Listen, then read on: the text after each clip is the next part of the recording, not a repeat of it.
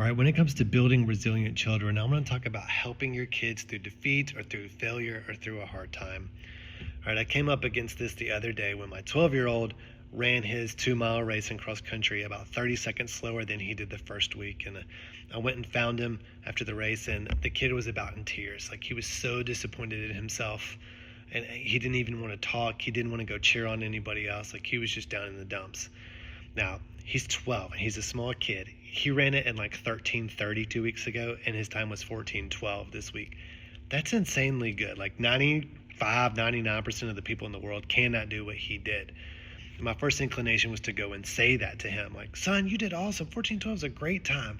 Like, most of the people in the world can't do that. Like, dude, you're totally killing it.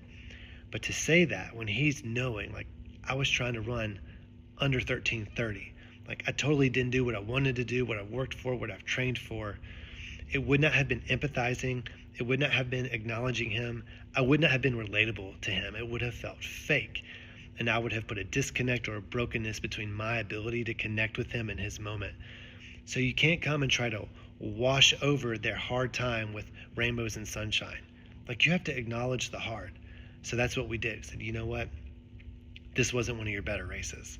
You didn't do as good as you did last time. You still did a good job, okay? Don't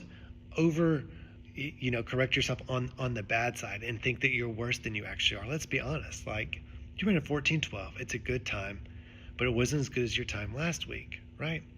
So that's okay. You can be upset about it. And in truth, like, there's nothing I can do to take that upset away. I have to let him sit with it, because he's going to be a grown-up one day, and he has to learn to be able to sit with disappointment.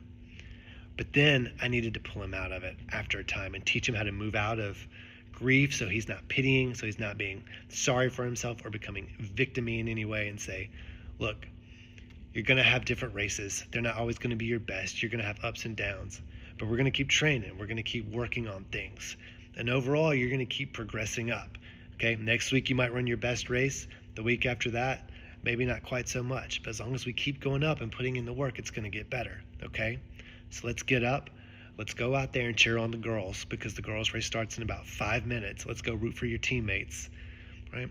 So I'm trying to acknowledge the hard that he's in, let him sit with it, not rescue him from it, but let him experience it, but also teach him how to move on from it and how to keep moving forward, right? Because hard times are a part of life. Moving out of it is part of life. Having a discipline and a plan to help prevent those things is a part of life. So I see a lot of parents erring on one side or the other, either like all sunshine and rainbows, where they just gloss over everything, or being too hard on their kids and they're actually putting the shame on it, right? I want to find the balance in the middle, where I'm always supportive of my kid. I'm not putting pressure on them, but I am supporting them and trying to enable them to do better, where I let them experience hard emotions, but I do want to help them have the strength to move past those things and go forward. So there you go.